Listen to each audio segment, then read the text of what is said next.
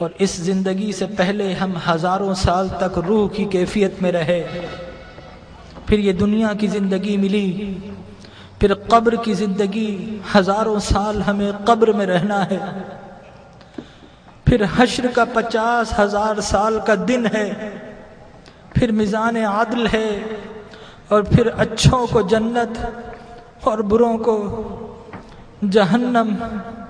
یہ انسانی زندگی کے مراحل ہیں، لیکن انسان کا المیہ یہ ہے کہ انسانی زندگی کا وہ گھر جو سب سے مختصر گھر ہے، انسان نے اسی زندگی کو اپنا سب کچھ سمجھ لیا ہے۔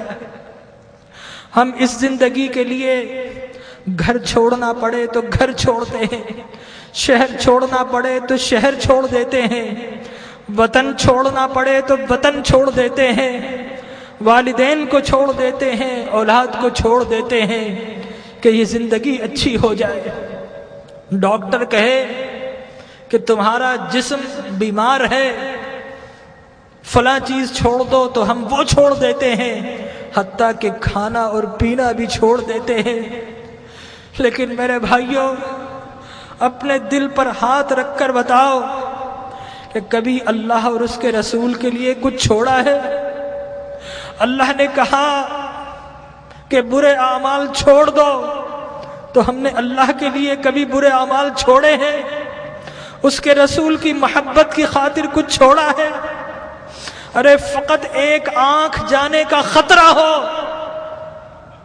تو ہم ڈاکٹر کے پاس ساری جمع پونجی دے دیتے ہیں، ڈاکٹر کو پیش کر دیتے ہیں، اور وہ رب کہ جس نے بغیر کچھ لیے آنکھ دی، ناک دیا، کان دیے، جسم و جان دیے، گھر بار دیے، عزت و آبرو دی، جس نے مال و دولت دیا، کیا ہم نے اس رب کی بارگاہ میں کبھی کچھ پیش کیا ہے؟ اپنے دل پر ہاتھ رکھ کر بتائیے، کبھی رات نیند کو قربان کر کے کبھی اس رب کی بارگاہ میں کچھ سجدے پیش کیے ہیں؟ کبھی اس رب کی خاطر آنسو بہائے ہیں؟ ارے اس دنیا کو سب کچھ سمجھنے والوں، اس دنیا کو بڑا ہم سجاتے ہیں، گھر میں رنگ و روغن کرتے ہیں، فانوس لگاتے ہیں، وائٹ واش کرتے ہیں، قیمتی گدے اور قیمتی سامان سے اپنی زندگی کو آرام پہنچاتے ہیں، لیکن یاد رکھیے کہ یہ زندگی 60-70 سال کی زندگی ہے، آگے کی جو زندگی، قبر کی جو زندگی ہے، وہ ہزاروں سال کی زندگی ہے۔ اور خدا کی قسم، ہماری قبر ہمیں پکار رہی ہے، یہ ہم ہی نکمے ہیں نہیں سنتے، ہماری قبر کہہ رہی ہے کہ لوگوں میں بھی تو تمہارا گھر ہوں، لوگوں میرے پاس بھی تم کو آنا ہے۔ اے دنیا کے گھروں کو سجانے والوں، کبھی میری سجاوٹ کا بھی انتظام کیا ہے؟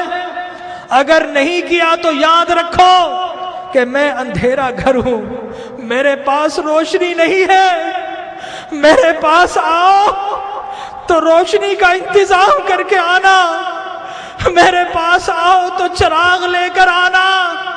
ارے میں تو لوگوں کی پسلیوں کو بھیج دیتی ہوں، میرے پاس تو ڈسنے والے سانپ اور بچھو ہیں، میرے پاس تو اندھیرے ہیں۔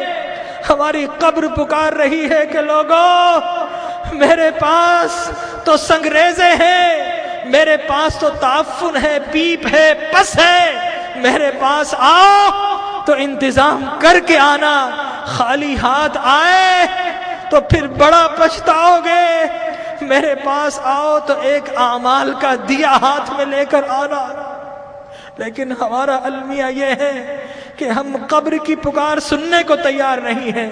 جو بڑے ہیں وہ اپنے کاروبار میں مست ہے، جو جوان ہے اپنی جوانی کی مستی میں مست ہے، اس دنیا کی رنگینیوں میں مست ہے، اور جو چھوٹے ہیں انہیں کوئی بتانے والا ہی نہیں ہے کہ اس دنیا کے بعد ایک اور دنیا بھی ہے، اس زندگی کے بعد ایک اور زندگی بھی ہے۔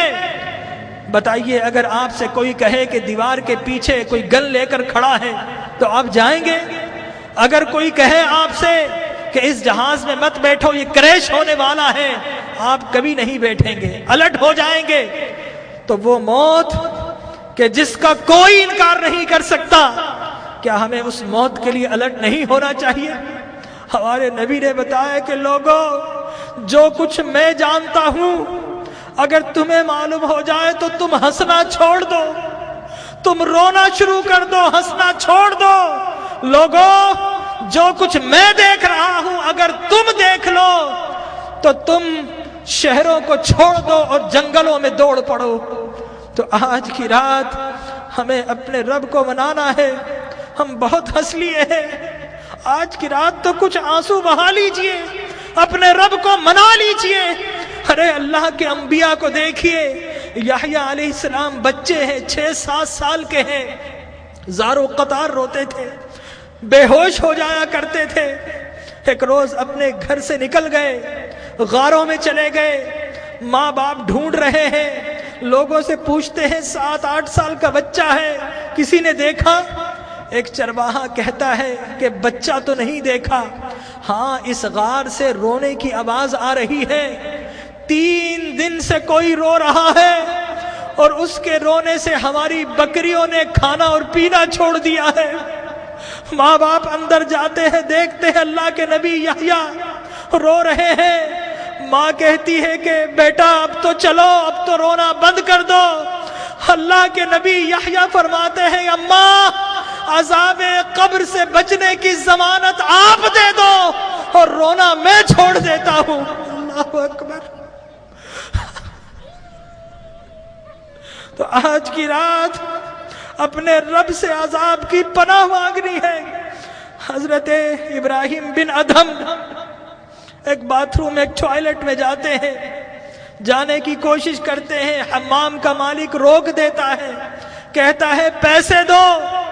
حضرت ابراہیم بن ادھم رونا شروع کر دیتے ہیں اور کہتے ہیں کہ یہ لیٹرین جو شیطان کی جگہ ہے، یہاں پر جب بغیر پیسے کے نہیں جا سکتا، ارے اللہ کی وہ جنت جو انبیاء اور اولیاء کے رہنے کی جگہ ہے، وہاں اعمال کے بغیر کیسے جاؤں گا؟ تو آج اعمال کا چراغ لے لیجئے۔ اللہ تبارک و تعالی ہماری حاضری کو قبول فرمائے۔ اپنی محرومیوں کو یاد کیجئے، اپنی بیماری